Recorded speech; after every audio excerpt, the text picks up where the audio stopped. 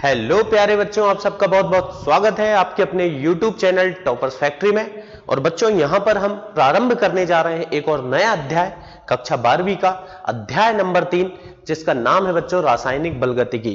रासायनिक बलगतिकी एक बहुत इंपॉर्टेंट चैप्टर है और आसान चैप्टर है बेटा। केमिस्ट्री के जो आसान चैप्टर में जिनकी गिनती होती है उनमें से ये एक है। और आपको ये बोर्ड परीक्षा में बेटा 12वीं की बोर्ड परीक्षा में 7 नंबर देके जाएगा। और अगर आप जेडबलई या नीट की परीक्षा देते हैं बेटा तो गारंटी दे रहा हूं मैं, कम से कम एक प्रश्न इससे आपको जरूर पूछा जाएगा। तो अगर बेटा आप लोग चाहते हैं कि बोर्ड परीक्षा के ये 7 नंबर और बेटा जेडबलई या नीट के 4 नंबर पूरी तरह से आपको प्राप्त हो जाएं, तो उसके लिए पूरे वीडियो को ध्यान से देखिए, पूरी सीरीज को ध्यान से देखिए। एक बार पूरा चैप्टर आपने देख लिया बच्चों, गारंटी दे रहा हूं कि इसका कोई भी प्रश्न आप छोड़ करके नहीं आएंगे। तो बच्चों रासायनिक बलगतिकी ये जो अध्याय है, बेसिकली इसमें हम पढ़ेंगे क्या बेटा? बेसिकली इसमें हम पढ़ेंगे अभिक्रिया की दर के बारे में, यानी कि अभिक्रिया की स्पीड के बारे में, कि कोई रासायनिक अभिक्रिया कितनी तेजी से हो रही है या कितनी धीरे हो रही है। जैसे बेटा हम देखते हैं पेट्रोल में आग लगाना, पेट्रोल का दहन, तो हम देखते हैं बेटा फटाक से हो जाता है। जैसे ही आपने माचिस की तीली पेट्रोल में डाले और उसमें लग जाती है आग, तो ये हो गई एक तीव्र अभिक्रिया, मतलब बेटा इसमें अभिक्रिया बहुत तेजी से हुई। वहीं आप देखते हैं लोहे में जंग लगना, तो लोहे में जंग लगना बेटा ये बहुत तीव्र अभिक्रिया नहीं है बेटा, ये मंद अभिक्रिया है, क्योंकि इसको होने में बहुत ज्यादा समय लगता है। आप देखते होंगे ऐसा नहीं बेटा कि आज हमने लोहे को बाहर रखा और कल उसमें जंग लग गई, नहीं नहीं बेटा, हो सकता है 1 महीने 2 महीने या 6 महीने भी आपको लग सकते हैं, जो कि वायुमंडलीय स्थितियों पर भी निर्भर करते हैं। तो अगर हम बात करें इस अध्याय की, तो बेटा इसमें हम बात करेंगे अभिक्रिया की दर के बारे में। अभिक्रिया की दर का मतलब क्या है? अभिक्रिया की स्पीड, कि अभिक्रिया कितनी तेजी से हो रही है। अब एक रासायनिक अभिक्रिया हम कैसे कहते हैं? रासायनिक अभिक्रिया में बच्चों होता क्या है कि 2 या 2 से अधिक पदार्थ आपस में मिलते हैं और मिलकर के नए पदार्थों का निर्माण करते हैं। जो पदार्थ आपस में मिलते हैं बच्चों उन्हें हम क्या कहते हैं? अभिकारक। जबकि जो बनते हैं उन्हें हम कहते हैं बेटा क्या? उत्पाद। तो जब आपने देखा होगा बेटा कि हम कोई अभिक्रिया करा रहे हैं, एक सामान्य सी अभिक्रिया आप लीजिए, तो उसमें क्या होता है, हम पहले अभिकारक को रखते हैं, अभिकारक को आपस में मिलाते हैं बेटा, और उससे उत्पाद बनता है। यानी कि जब मैं अभिक्रिया को प्रारंभ कराता हूं तो उस समय मेरे पास अभिकारक की मात्रा, मात्रा बेटा मात्रा, यहां पर हम मात्रा को बोलेंगे क्या? सांद्रता। तो मेरे पास प्रारंभ में अभिकारक की सांद्रता अधिकतम होती है, जबकि बेटा प्रारंभ में उत्पाद की सांद्रता 0 होती है। उत्पाद शुरू से थोड़ी रख के बैठते हैं हम, तो उत्पाद की सांद्रता प्रारंभ में 0 होती है, जबकि अभिकारक की सांद्रता प्रारंभ में बच्चों अधिकतम होती है। और धीरे धीरे जैसे जैसे समय बीतता जाता है वैसे वैसे बेटा अभिक्रिया आगे बढ़ती है और अभिकारक की सांद्रता समय के साथ साथ कम होते जाती है, जबकि उत्पाद की सांद्रता बच्चों समय के साथ साथ बढ़ती चली जाती है। तो इस तरह से अभिकारक की सांद्रता में समय के साथ परिवर्तन आता है एवं उत्पाद की सांद्रता में भी समय के साथ परिवर्तन आता है। अगर आप ध्यान से समझ रहे होंगे तो यह बात आपको समझ में आएगी बेटा कि अभिकारक की सांद्रता समय के साथ लगातार कम होते जाती है, वहीं उत्पाद की सांद्रता लगातार समय के साथ बढ़ते जाती है। तो यह सांद्रता में जो परिवर्तन आ रहा है बेटा, एक निश्चित समय के लिए अभिकारक या उत्पाद की सांद्रता में जो परिवर्तन आएगा उसे हम कहते हैं बेटा अभिक्रिया की दर। तो चलिए देखते हैं इस चैप्टर के बिल्कुल बेटा बेसिक से हम बातें करेंगे, छोटी छोटी बातों को भी हम बड़े ध्यान से समझेंगे। पहली बात तो ये हमने देखा बेटा कि किसी रासायनिक अभिक्रिया में, किसी रासायनिक अभिक्रिया में क्या होता है बच्चों? अभिकारक की सांद्रता, अभिकारक मतलब बेटा जो आपस में क्रिया कर रहे हैं उनकी सांद्रता, अभिकारक की सांद्रता समय के साथ क्या होती बेटा? समय के साथ लगातार कम होती है, घटती है ना, कम होती है। जबकि वहीं अगर आप देखेंगे बेटा उत्पाद की सांद्रता, जबकि उत्पाद की सांद्रता, तो क्या होगा बच्चों? उत्पाद की सांद्रता में समय के साथ बढ़ती चली जाएगी। जैसे जैसे समय बढ़ेगा आपका उत्पाद बनते जाएगा बेटा, बनते जाएगा, यानी कि समय के साथ बढ़ती है। ठीक है ना। तो ये पहली बात, छोटी सी बात बेटा, शायद आपको पहले से पता हो तो बहुत अच्छी बात है। चलिए अब देखते हैं, हम आते हैं मुख्य बिंदु पर, अपने मेन टॉपिक पर, जिसका नाम है बेटा अभिक्रिया की दर। क्या है बेटा? अभिक्रिया की दर। तो अभिक्रिया की दर हम किसे कहेंगे? ध्यान से समझे बेटा। दर का मतलब है यहां पर स्पीड। कभी कभी बेटा इसको अभिक्रिया का वेग भी कहा जाता है। क्या कहा जाता है? अभिक्रिया का वेग। कुछ किताबों में हो सकता है बेटा आपको अभिक्रिया का वेग लिखा मिल जाए, तो समझ जाना एक ही बात है, कोई अलग बात नहीं है। तो अभिक्रिया की स्पीड कितनी होगी? तो बेटा यहां पर देखिए, वेग तो आप जानते हैं बेटा, दूरी बटे समय, ठीक है ना, अर्थात बेटा विस्थापन बटे समय। तो लेकिन वो तो गति में होता है, यहां पर कौन कम ज्यादा हो रहा है, यहां किसमें परिवर्तन आ रहा है? तो यहां पर बच्चों अभिकारक की सांद्रता तथा उत्पाद की सांद्रता में लगातार क्या हो रहा है बेटा? परिवर्तन हो रहा है। तो अगर आप देखें, रासायनिक अभिक्रिया जब होगी तो अभिकारक की सांद्रता लगातार घटते जा रही है, उत्पाद की सांद्रता लगातार बढ़ते जा रही है। इस प्रकार से अभिकारक की सांद्रता में या उत्पाद की सांद्रता में जो परिवर्तन आया, एक निश्चित समय अंतराल में जो परिवर्तन आया, उसे हम कहते हैं बेटा अभिक्रिया की दर। फिर से एक बात सुने, किसी रासायनिक अभिक्रिया में एक निश्चित समय अंतराल में अभिकारक या उत्पाद की सांद्रता में होने वाले परिवर्तन को बच्चों अभिक्रिया की दर कहते हैं। अब जो निश्चित समय अंतराल है उसे आप एकांक समय भी लिख सकते हैं, इकाई समय भी लिख सकते हैं, या बच्चों 1 सेकेंड भी आप लिख सकते हैं। तो अभिक्रिया की दर को हम परिभाषित करते हैं। अभिक्रिया की दर किसे कहेंगे बेटा? तो अभिक्रिया की दर किसी रासायनिक अभिक्रिया में, रासायनिक अभिक्रिया में एक निश्चित समय अंतराल में, निश्चित समय अंतराल में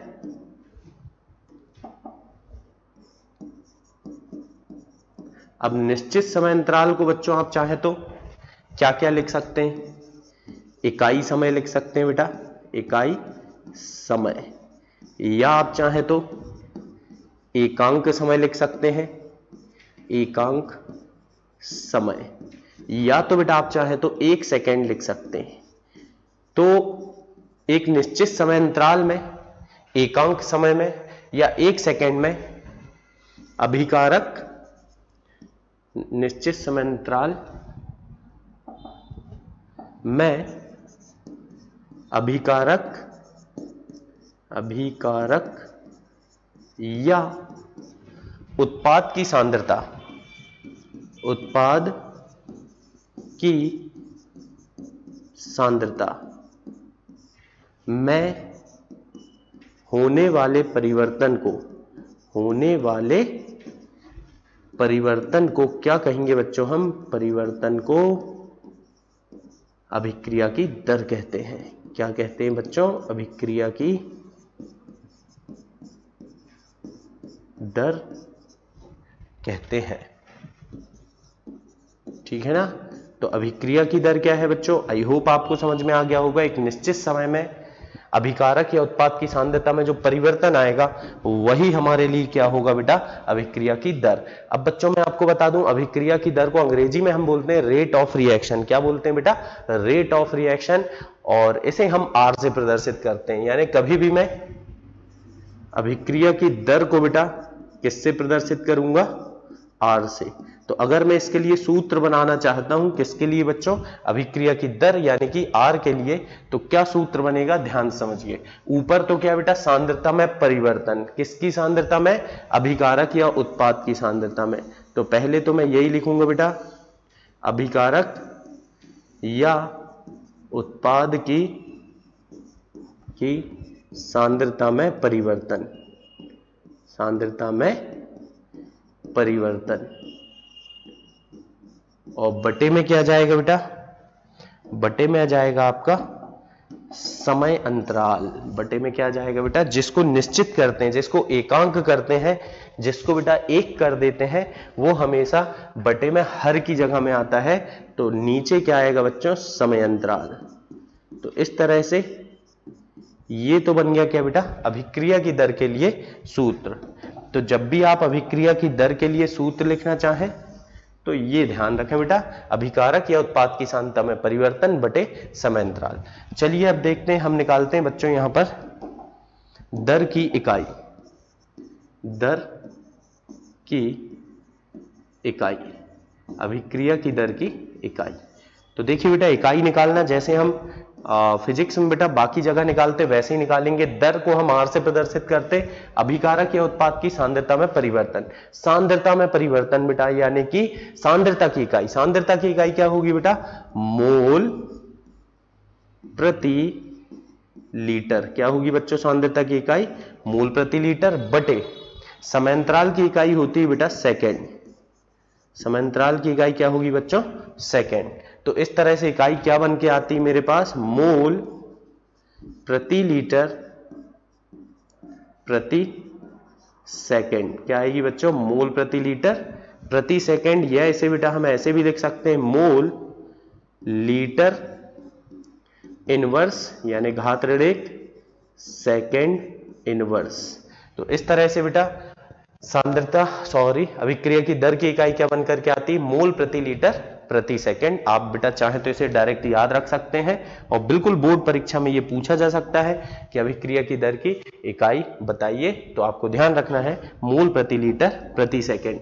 अब बेटा कभी कभी क्या होगी, आपके पास एक गैसीय अभिक्रिया भी हो सकती है। तो अगर गैसीय अभिक्रिया होगी तो गैसीय अभिक्रिया के लिए दर में क्या परिवर्तन आएगा, सूत्र में क्या परिवर्तन आएगा बच्चों, और उसकी इकाई में क्या परिवर्तन आएगा, चलिए देखते हैं। तो सबसे पहले मैं आपको बता दूं बेटा, जब भी आप अभिक्रिया की दर लिखा करेंगे तो गैसीय अभिकारक तथा गैसीय उत्पाद जब होते हैं तो उसको हम समांगी गैसीय अभिक्रिया कहते हैं। और समांगी गैसीय अभिक्रिया में क्या होता है बच्चों, जो सांद्रता है उसे हम दाब के रूप में भी लिख सकते हैं। मतलब गैसीय अभिक्रिया के लिए हम सांद्रता भी लिख सकते हैं, लेकिन बेटा उसकी जगह हम दाब का उपयोग भी कर सकते हैं। मतलब बेटा जहां हमने लिखा सांद्रता में परिवर्तन, वहां हम लिख देंगे क्या, दाब में परिवर्तन। किसके दाब में परिवर्तन बच्चों, अभिकारक या उत्पाद गैसों के दाब में परिवर्तन, गैसों के दाब में परिवर्तन, दाब में परिवर्तन। तो इस तरह से हम अभिकारक या उत्पाद गैसों के दाब में परिवर्तन और बटे में क्या जाएगा बच्चों, समयांतराल। क्या जाएगा, समयांतराल। तो इस प्रकार से गैसीय अभिक्रिया के लिए ये एक सूत्र बन गया। कुछ नया नहीं है बेटा, है तो वही, बस सांद्रता की जगह हमने किसका उपयोग किया है, दाब का। तो अगर गैसीय अभिक्रिया के लिए हम इकाई बनाना चाहें तो इकाई बेटा क्या बनकर के आएगी, चलिए देखते हैं। आर की इकाई बनाना है, दाब में परिवर्तन। दाब की बेटा इकाई क्या है, वैसे तो एसआई इकाई है पास्कल, लेकिन बच्चों यहां पर केमिस्ट्री में हम आपने देखा होगा 11वीं में भी पास्कल का उपयोग बहुत कम करते हैं। यहां पर हम उपयोग करते हैं वायुमंडलीय दाब। दाब की एक इकाई होती है बेटा वायुमंडलीय दाब। तो ऊपर क्या आएगा, वायुमंडलीय दाब, जिसको बच्चों अंग्रेजी में हम बोलते हैं एटमॉस्फेरिक प्रेशर या एटीएम से प्रदर्शित करते हैं। तो वायुमंडलीय दाब बटे समांतराल की इकाई होगी बेटा सेकेंड। एसआई इकाई क्या होगी, सेकेंड। तो ये हो जाएगा क्या, वायुमंडलीय दाब, वायुमंडलीय दाब प्रति सेकेंड, प्रति सेकेंड या सेकेंड इनवर्स भी लगा सकते हैं बेटा। चाहे तो आप इसे थोड़ा ऐसे ही लिखें बेटा, एटीएम, वायुमंडलीय दाब को एटीएम भी लिख सकते हैं हम, इसको बोलते हैं अंग्रेजी में एटमॉस्फेरिक प्रेशर प्रति सेकेंड, है ना, प्रति सेकेंड, या बेटा एटीएम सेकेंड इनवर्स, इस तरीके से आप लिख सकते हैं। तो ये होती है बेटा गैसीय अभिक्रिया होने पर अभिक्रिया की दर की इकाई। चलिए फिर आगे बढ़ते हैं और कुछ अच्छी अच्छी और बातें करते हैं बेटा इसी चैप्टर की। तो सबसे पहले दर हमने देखा, थोड़ा बेटा ग्राफ हम समझते हैं, थोड़ा ग्राफ की भी बातें करते चलते हैं। तो अगर मैं अभिक्रिया की दर के लिए बेटा ग्राफ बनाना चाहता हूं तो यहां दो ग्राफ का उपयोग करूंगा मैं। एक ग्राफ तो बेटा हमारा होगा किसके लिए, अभिकारक के लिए, अभिकारक की सांद्रता के लिए, और दूसरा ग्राफ होगा उत्पाद के लिए, यानी कि उत्पाद की सांद्रता के लिए। ठीक है बेटा, तो ये इस तरह से हमने दो ग्राफ बनाए पहले तो।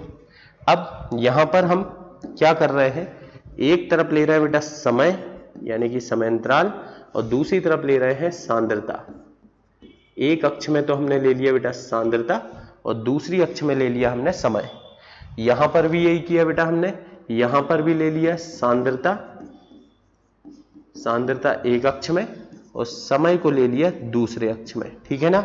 अब इस ग्राफ को अपन समझाना चाह रहे हैं बच्चों, तो ये एक ग्राफ अभिकारक के लिए होगा जबकि दूसरा ग्राफ उत्पाद के लिए होगा। अगर अभिकारक की बात करें हम तो अभिकारक के लिए ग्राफ बच्चों कुछ इस तरह से आपको प्राप्त होगा, कुछ इस तरह से प्राप्त होगा। ये ग्राफ क्या बता रहा है, ध्यान से समझिए कि अभिकारक की सांद्रता प्रारंभ में तो बेटा अधिकतम थी। देखिए जब मूल बिंदु में है यानी कि जब समय 0 है तो सांद्रता अभिकारक की अधिकतम थी। धीरे धीरे सांद्रता लगातार, जैसे जैसे समय बढ़ रहा है सांद्रता लगातार कम होते जा रही है।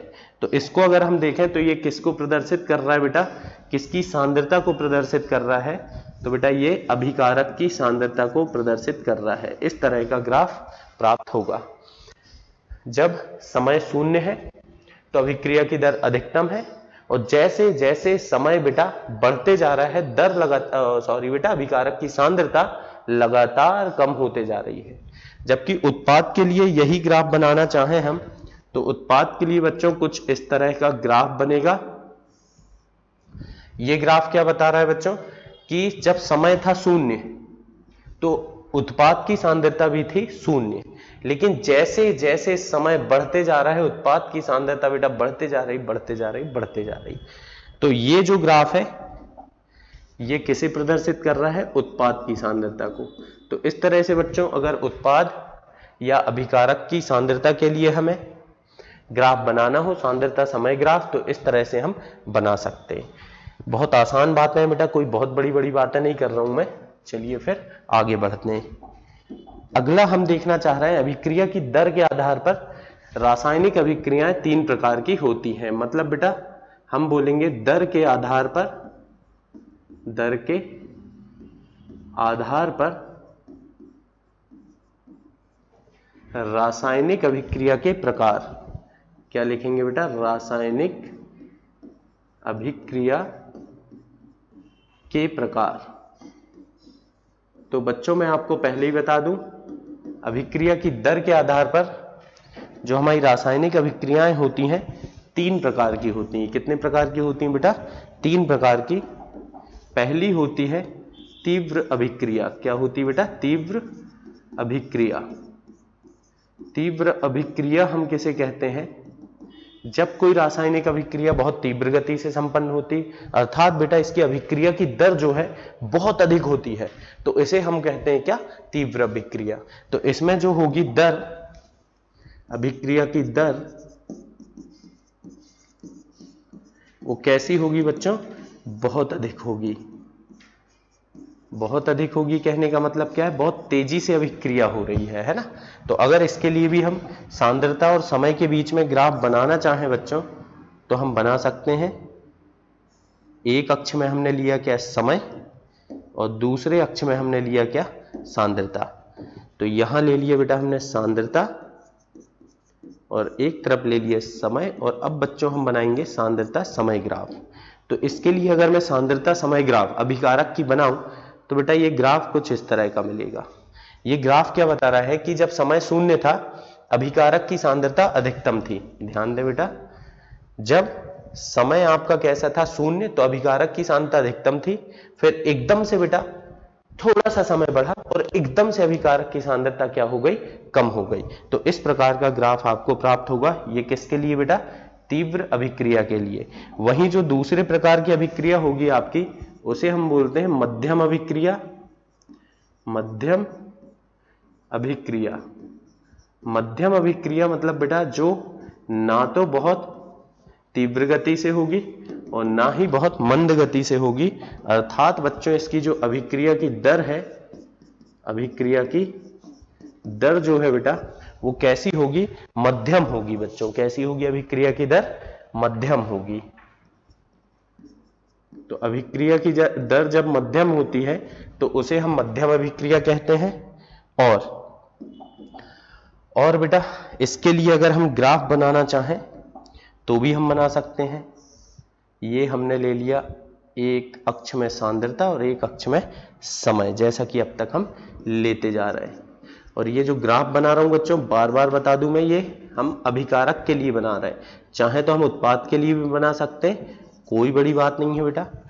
तो सांद्रता समय ग्राफ जब हम बना रहे हैं किसी मध्यम अभिक्रिया के लिए, तो ये ग्राफ कैसा बनेगा? प्रारंभ में तो अभिकारक की सांद्रता अधिकतम है, फिर लगातार बेटा धीरे धीरे धीरे धीरे कम हो रही है। तो ऐसी अभिक्रिया को बोलेंगे हम क्या? मध्यम अभिक्रिया। फिर एक और होती है बेटा हमारी तीसरी प्रकार की अभिक्रिया, जिसको हम बोलते हैं क्या? मंद अभिक्रिया। तो बच्चों मंद अभिक्रिया किसे कहेंगे? क्या होगा इसमें? आप नाम से ही समझ गए होंगे, जो मंद गति से संपन्न होती, अर्थात बच्चों जिसके अभिक्रिया की दर बहुत कम होती है। कैसी होती है बच्चों? बहुत कम होती है, अर्थात जो बहुत मंद गति से होगी। जैसे हम देखें, इसका ग्राफ भी हम बना सकते हैं मंद अभिक्रिया के लिए। मंद अभिक्रिया में क्या होगा बेटा? बहुत धीरे धीरे सांद्रता में परिवर्तन होगा। मतलब सांद्रता में जो परिवर्तन होगा वो एकदम से ना हो करके बहुत धीरे धीरे हो गया। एक अक्ष में ले लिए हमने सांद्रता और दूसरे अक्ष में ले लिए समय। तो बेटा क्योंकि यहां सांद्रता में परिवर्तन बहुत धीरे धीरे हो रहा है, तो ग्राफ बेटा कुछ इस तरह का बनेगा। ठीक है ना? धीरे धीरे धीरे धीरे कम हो रही है। थोड़ा और बेटा हम चाहें तो ग्राफ हल्का सा ऐसा कम तो हो रही, लेकिन बहुत धीरे धीरे गति से कम हो रही है। लगभग बेटा हम मान सकते हैं कि अभिकारक की सांद्रता जो है थोड़े कम समय के लिए अगर देखें तो कांस्टेंट है बेटा, नियतांक है, नियत है। तो इस प्रकार से हमने देखा कि दर के आधार पर अभिक्रियाएं तीन प्रकार की होती हैं: तीव्र अभिक्रिया, मध्यम अभिक्रिया और मंद अभिक्रिया। चाहे तो आप इनके उदाहरण भी लिख सकते हैं बेटा।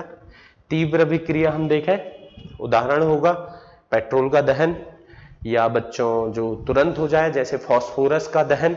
ठीक है ना? और देखें बेटा अपन, जैसे आप देख लीजिए तीव्र अभिक्रिया जो फटाफट हो जाए बेटा, कोई ऐसी अभिक्रिया आपके दिमाग में आती? सोडियम का दहन। सोडियम में जब पानी, सोडियम का दहन नहीं बेटा, सोडियम की जल से अभिक्रिया। जब आप सोडियम को पानी में डालते हो फटाक से आग लग जाती, तो वो भी आपकी एक क्या है? तीव्र अभिक्रिया। मध्यम अभिक्रिया ना तो जो बहुत धीरे होगी और ना जो बहुत तीव्र गति से होगी। जैसे बेटा हम देखें माध्यमिक क्रियाशील धातु, जैसे बेटा आप ले लीजिए आयरन ले लीजिए, टिन ले लीजिए, लेड ले लीजिए। इनकी जब हम वाष्प से अभिक्रिया कराते बेटा तो हाइड्रोजन गैस बनती है, लेकिन वो बहुत तीव्र गति से नहीं होती, धीरे धीरे होती है। मतलब बहुत धीरे भी नहीं, बहुत तीव्र भी नहीं, है ना? और तीसरा है बेटा मंद अभिक्रिया। अच्छा, इसमें आप मध्यम अभिक्रिया में एक और लिख सकते हैं बेटा, दूध का दही में जमना। दूध से जब आप दही जमाते हो, ना बहुत धीरे होता ना बहुत जल्दी होता बेटा। और मंद अभिक्रिया जैसे लोहे में जंग लगना, मंद गति से हो रहा है। और देखें बेटा, और देखें आप, जैसे जीवाश्म का बनना। जीवाश्म का बनना बच्चों ये भी बहुत अत्यधिक मंद अभिक्रिया है, सालों साल का काम है ये। तो इस तरह से इस वीडियो में हमने समझा कि अभिक्रिया की दर किसे कहते हैं और बेटा इसकी इकाई क्या होती है, और दर के आधार पर अभिक्रियाएं तीन प्रकार की होती हैं। ये सारी बातें की है हमने। तो अब हम मिलेंगे फिर नेक्स्ट वीडियो में और आगे कंटिन्यू करेंगे।